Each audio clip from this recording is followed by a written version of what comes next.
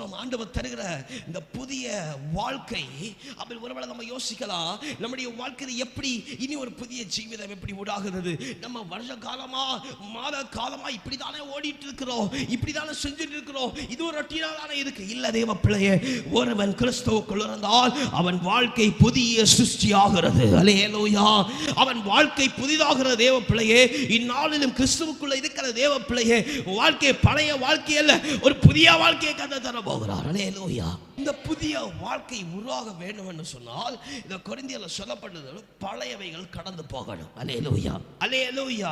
நாம் கர்த்தருடைய வார்த்தை உண்டாயிருக்கும் பொழுது உங்களுடைய காரியங்கள், உங்களுடைய சுபாவங்களை மாற்றுங்கள் என்று சொல்லி ஆண்டவருடைய வார்த்தை உண்டாயிருக்கும் பொழுது நாம் அதுக்கு செவிக்கொடாது நம்முடைய வழிகளில் நடந்ததுனால அவன் கர்த்தர் எல்லா சூழ்நிலையிலும் நிற்கிறார். அல்லேலூயா.